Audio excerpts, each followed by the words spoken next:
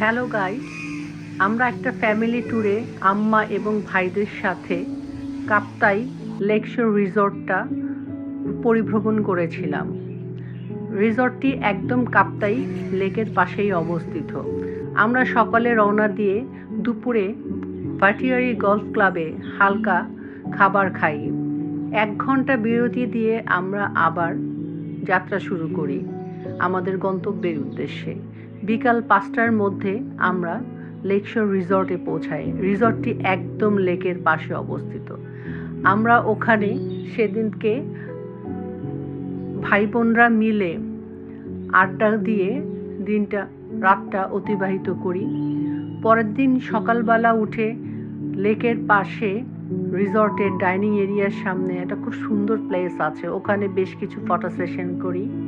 Photo session শেষে আমরা breakfast করে আগে থেকেই বুক করা একটা বোট আমরা রিজার্ভ করে রেখেছিলাম, সেটায় করে আমরা সকাল 11টার দিকে সবাই মিলে কাপ্তাই লেক পরিভ্রমণের জন্য বের হই। রিসর্টের সাথেই ছিল আমাদের বোটের ওই প্লেসটা। তারপরে বোটে উঠে সবাই মিলে খুব মজা করে আমরা পুরা লেকের দৃশ্য অবলোকন করি এবং অনেক হই হুল্লোড় করি, খাওয়া দাওয়া সব কিছুই হয় বোটের মধ্যে।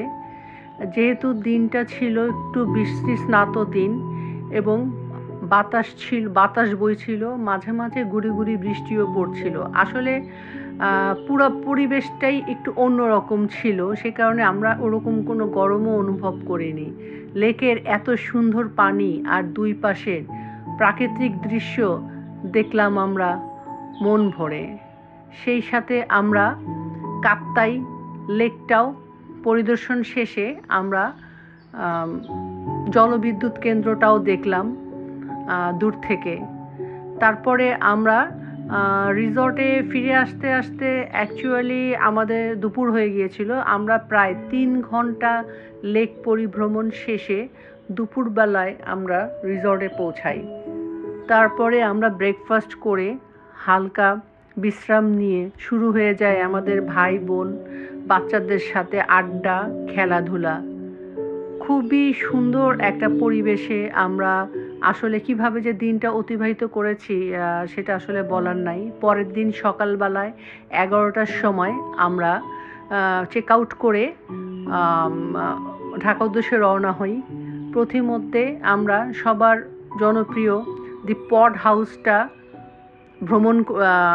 পরিদর্শন করি। ওখানে একটু কফি খেয়ে আমরা ঢাকার উদ্দেশ্যে রওনা হয়ে যাই।